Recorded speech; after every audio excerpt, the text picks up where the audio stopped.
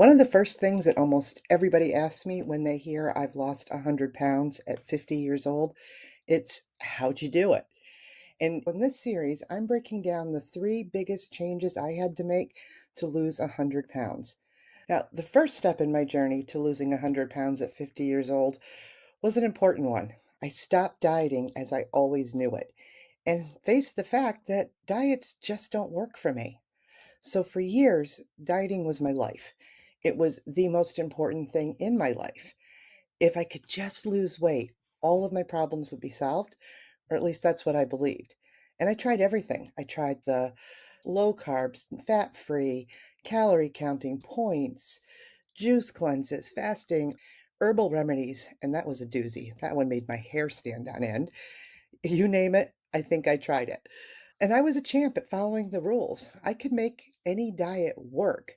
I always managed to lose some weight, but inevitably I'd run out of steam and then slowly start going back to my old habits. Before I even knew what was happening, I was back at my starting weight plus some more. I bet I've lost and gained hundreds of pounds over the years with these diets. And I'd always end up feeling the same way, like a great big failure. And if you've been stuck in this cycle of restriction and feeling out of control with food, I get it. It feels like you're trapped, always one perfect diet away from finally being free of all of this. But here's the truth I had to accept that actually changed everything for me. Diets just don't work. So let's talk about why stopping dieting was the first step in finally losing my weight for the last time. So, for decades, my entire adult life, dieting seemed like the only solution. Everybody was telling me that was the solution. My doctors, my friends, my family. If I could just stick to the plan, count the calories, cut the carbs, eat on the right schedule, that I'd finally be able to lose weight and keep it off. But here's what really happened. Every time I'd start a new diet, I'd feel really hopeful and excited and determined, and I'd do the big life overhaul. I'd empty out my kitchen, bring in all the legal food for that diet, and even go buy a piece of exercise equipment. And for a while, it would work. It always did. I'd lose some weight, feel a little more confident, and I'd tell myself, this is it. This time you've got it. But inevitably, something would happen. It was either a stressful day, there was some celebration or work event, or just life getting in the way. And the minute I slipped up, it was like all that progress just disappeared. I'd start to binge, I'd start to feel really guilty and completely out of control. And I start telling myself the same old thing. You can start again tomorrow or you can pick it up Monday. It was exhausting. And the worst part, it made me feel like I had absolutely zero control over food or my body. And over time, I just realized that this wasn't a failure of willpower. It was the diet itself that was setting me up to fail. So, why don't diets work? Why does it keep us stuck? Well, the main reason is dieting puts us in a constant state of restriction. When you restrict certain foods or limit your calories, it's creating a feeling of deprivation. And that deprivation just doesn't go away because we want it to. It builds and it builds until we can't take it anymore. And that's when binging kicks in. Now, think about it this way. If you tell yourself you're not allowed to have chocolate, what's the one thing you're going to start craving? Exactly, chocolate. Even if you weren't thinking about it before, the minute it's off limits, it's likely your brain's going to zero in on it, and it's a totally natural reaction.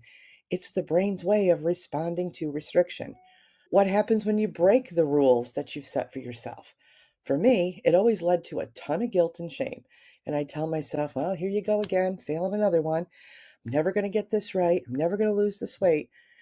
And then I'd swing back into restriction, convinced that if I could just be a little stricter, a little more militant with myself, I'd finally have control.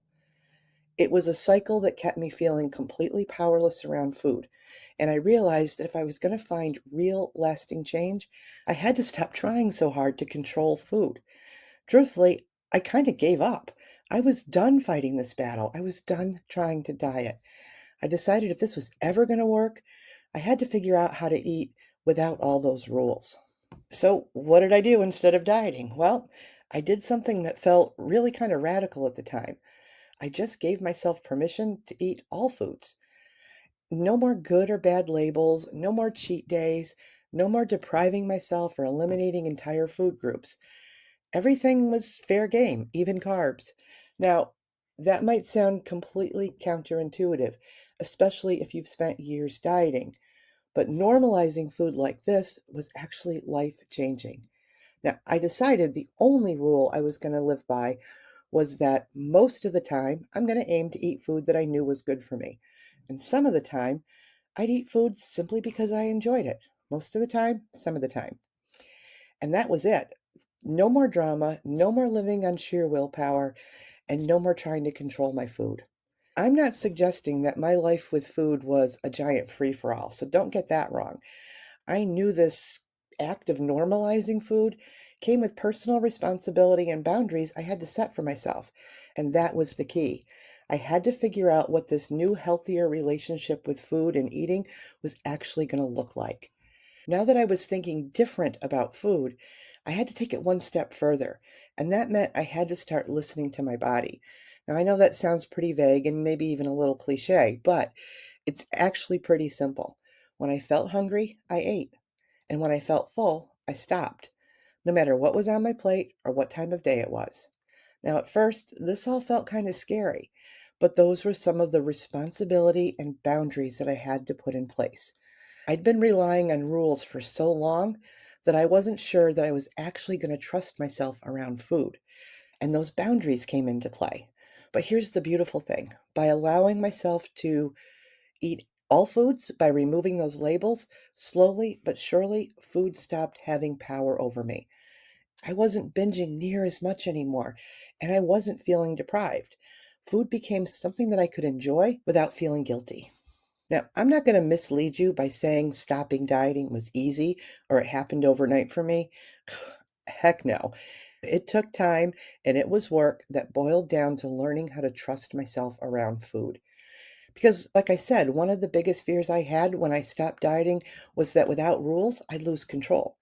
I thought if I wasn't following a strict plan, I'd end up binging even more. But what I found was the complete opposite.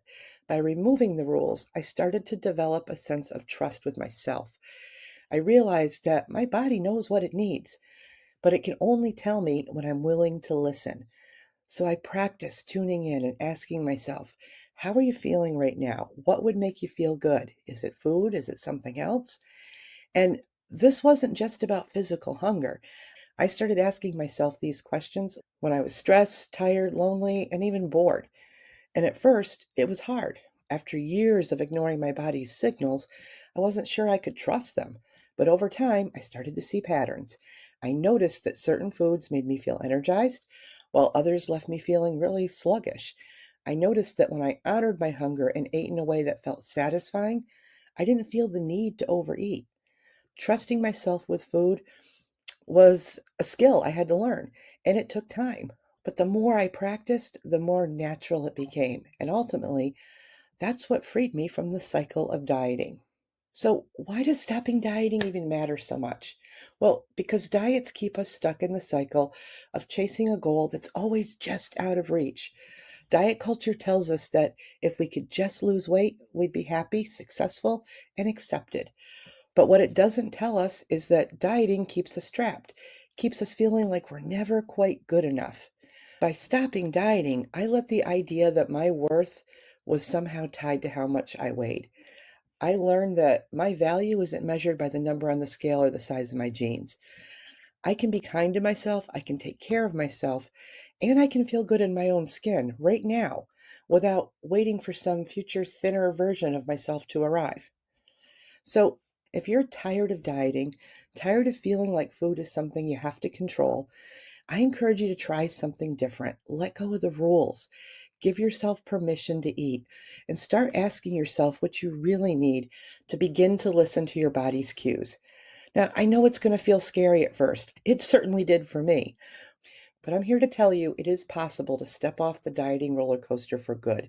You can find freedom with food, you can trust yourself again, and you can still lose weight. So thank you for watching. And if you're ready for the next step, I've got a free course linked below that goes deeper into these ideas.